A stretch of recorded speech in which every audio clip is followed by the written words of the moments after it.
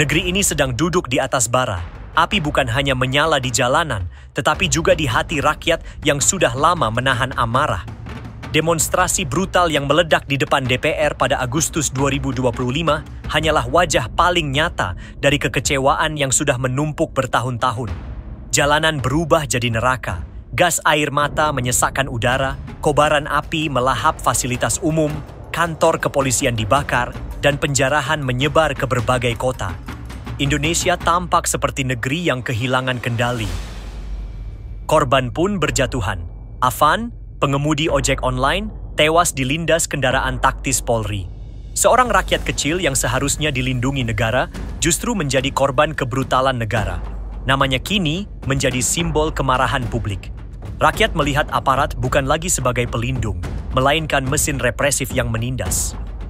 Presiden Prabowo memang tampil tegas, menyerukan penindakan terhadap demonstran anarkis. Ia benar secara hukum, negara tidak boleh tumbang oleh kekacauan. Namun, rakyat bertanya, apakah tindakan keras semata bisa meredam api? Ataukah justru menambah bensin pada kobaran yang sudah lama dipendam? Kemarahan rakyat bukan datang tiba-tiba. Mereka muak dengan hukum yang tajam ke bawah, tumpul ke atas. Mereka jenuh dengan korupsi pejabat yang terus dipelihara. Mereka muak melihat kong-kali-kong pengusaha tambang dengan pejabat negara, mafia pajak yang menguras kantong rakyat, serta kartel pangan yang membuat harga sembako meroket. Semua ini terjadi di depan mata, tanpa ada keadilan. Lebih ironis lagi, di tengah tuntutan perubahan, Kabinet Prabowo justru diisi oleh loyalis Jokowi.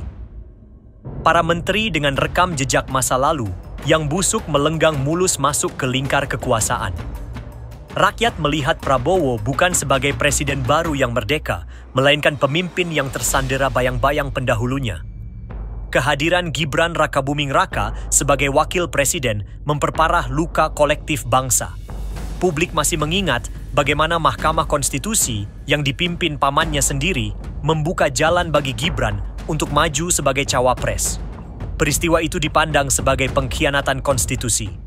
Kini, ketika Prabowo menghadapi krisis legitimasi, manuver politik Jokowi untuk menyiapkan Gibran sebagai calon presiden semakin santer terdengar. Sementara Kaesang yang dengan mudah menjadi ketua partai dan Bobi yang melenggang menjadi gubernur memperkuat anggapan bahwa apa yang dibangun adalah dinasti, bukan demokrasi. Tetapi masalah Indonesia hari ini tidak hanya datang dari dalam negeri. Ada pihak asing yang jelas tidak ingin Indonesia maju.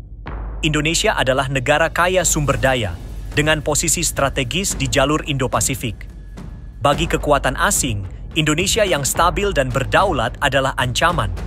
Mereka lebih senang melihat negeri ini kacau, sibuk bertengkar, dan mudah ditekan. Maka, operasi hitam, provokasi, hingga permainan opini digulirkan untuk memperuncing perpecahan. Dan ada pula pihak yang jelas-jelas tidak ingin Jokowi dan Prabowo benar-benar bersatu. Sebab, jika dua kekuatan politik besar itu berpadu, stabilitas nasional akan lebih kokoh, dan arah pembangunan bisa lebih terarah. Maka, yang terjadi sekarang adalah upaya sistematis untuk mengadu domba. Prabowo diposisikan rapuh, Jokowi seolah masih mengendalikan, dan rakyat menjadi korban benturan politik. Sejarah Indonesia penuh dengan pola semacam ini. Soekarno tumbang karena kehilangan legitimasi, digeser oleh Soeharto dengan baju penyelamat negara. Soeharto sendiri runtuh setelah krisis ekonomi dan gelombang mahasiswa. Habibie pun tak bisa bertahan lama karena dianggap bayang-bayang Orde Baru. Kini, Prabowo menghadapi jebakan sejarah yang sama. Presiden baru yang dituntut perubahan, tapi dikepung loyalis presiden lama. Rakyat tidak hanya menuntut harga sembako murah atau lapangan kerja. Mereka menuntut keadilan, rule of law, dan keberanian untuk menghentikan korupsi serta menghancurkan dinasti politik. Jika Prabowo gagal menjawab tuntutan itu, gelombang protes ini hanyalah pembuka dari badai politik yang lebih besar. Kerugian akibat kerusuhan memang besar, tapi kerugian akibat korupsi, perampokan pajak, dan penjarahan sumber daya oleh pejabat jauh lebih dahsyat. Lebih parah lagi, hilangnya kepercayaan rakyat pada negara adalah kerugian moral dan politik yang bisa menjatuhkan pemerintahan manapun. Represi bisa meredam permukaan, tapi tidak akan memadamkan bara di dalam. Kini, Pertanyaan besar ada di depan mata. Apakah Prabowo akan berani berdiri sebagai presiden merdeka, ataukah ia akan tetap terjerat bayangan Jokowi? Apakah ia akan menjadi pemimpin sejati yang menutup ruang bagi dinasti politik, atau sekadar pengantar bagi Gibran untuk melangkah mulus ke kursi presiden?